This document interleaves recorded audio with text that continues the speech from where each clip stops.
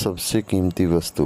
राजा अमरनाथ हर वर्ष अपने राज्य में एक प्रतियोगिता का आयोजन करते थे, जिसमें हजारों की संख्या में प्रतियोगी भाग लिया करते थे और विजेता को पुरस्कार से सम्मानित किया जाता था।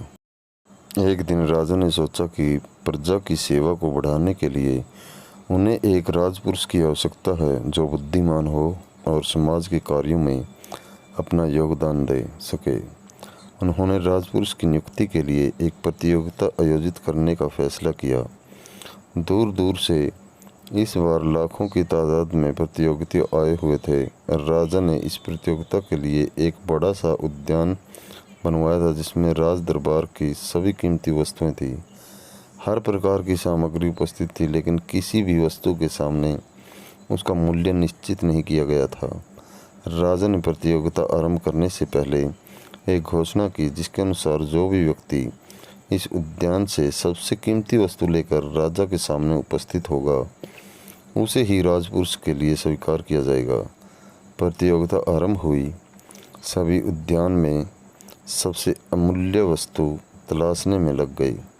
कई हीरे जवाहरात लाते, कई सोने चांदी, कई लोग पुस्तकें, तो कोई भगवान की मूर्ति, और तो बहुत गरीब थे वे रोटी, क्योंकि उनके लिए वही सबसे अमूल्य वस्तु थी।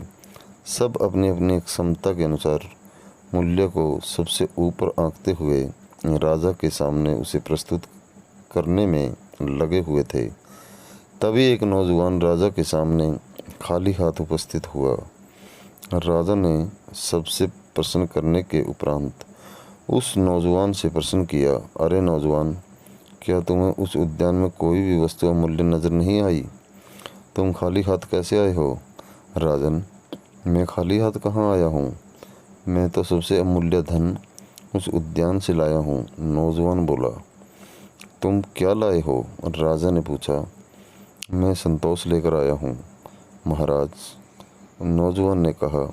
क्या संतोष इनके द्वारा लाए गए इन अमूल्य वस्तुओं से भी मूल्यवान है?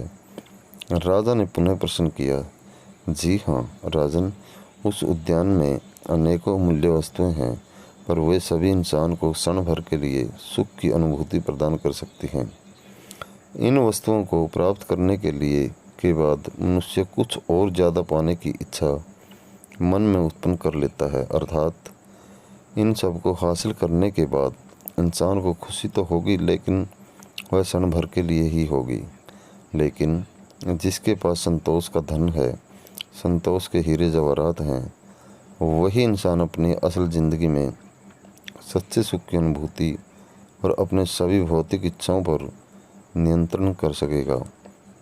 नौजवान ने शांत स्वर में उत्तर देते हुए कहा। नौजवान को लाखों लोगों ने चुना गया, उसे राजपुरुष के लिए सम्मानित किया गया। धन्यवाद दोस्तों, ऐसी ही कहानियाँ सुनने के लिए हमारे चैनल पर विजिट करें। चैनल को सब्सक्राइब करें, बेल आइकन को प्रेस करें और शेयर करना न भूलें। धन्यवाद दोस्तों, जय हिंद।